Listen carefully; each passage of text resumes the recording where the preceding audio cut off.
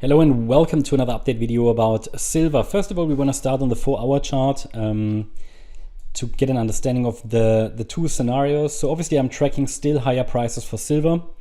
It is still an overall bullish structure that we have on this chart. It is, however, not an easy structure. Okay, it's not a simple, or let's say it's not a simple structure.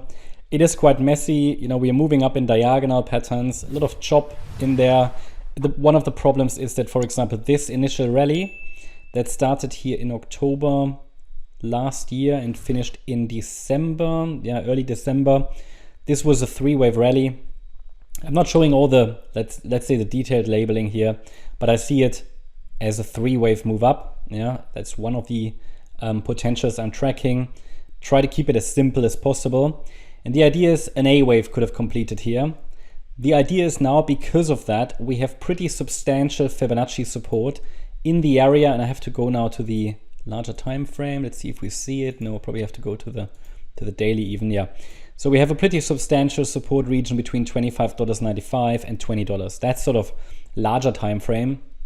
But for most futures traders, this is probably not so interesting. But this is the main support region, $20 to 26. 4 Fib levels here at $20, $22, $24, and yeah, 26. So this is one to observe, to watch. It could be that this Fibonacci area is going to be tested once more. In that case, we are dealing with an A, B, C structure. And if we now lose local support levels, which I will talk about in a minute, we're likely going to test that yellow support region. In previous updates, we talked about this resistance area between $31 and $29. The price got rejected exactly at the golden ratio level at $30. However, I'm still leaning higher. At least I am exploring the idea that a low could have formed here already early in August, around the 5th of August. So that's why I've been tracking 5-wave movements to the upside from that low. Unfortunately, we haven't seen a healthy 5-wave move, okay? You can visually track 5 waves, and therefore, and that we talked about that last time, I can already call this a wave 1.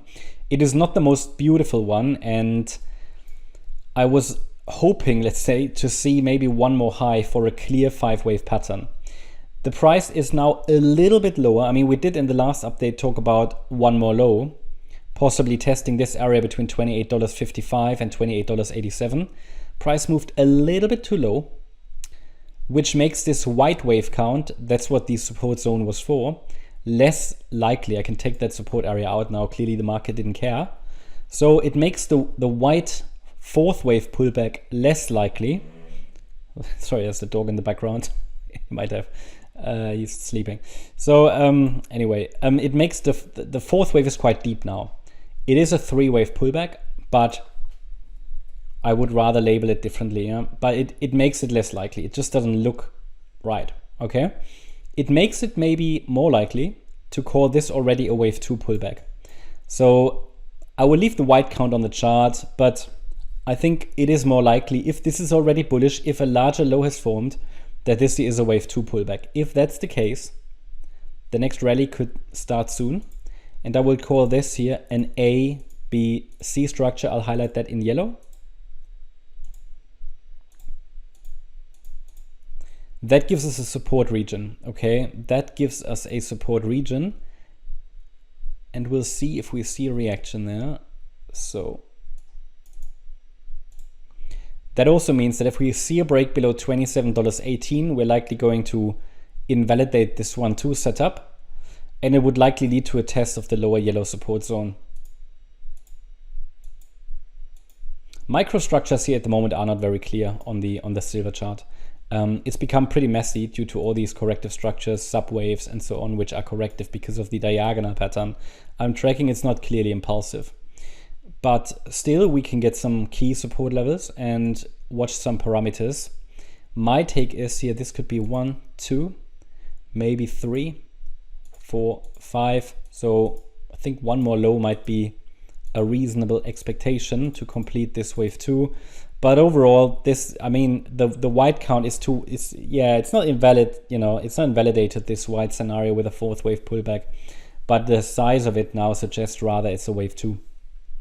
So that means we might get one more low, yes, but a break above the B wave high, yellow, which formed here at around $29.70, could indicate the start of a third wave rally.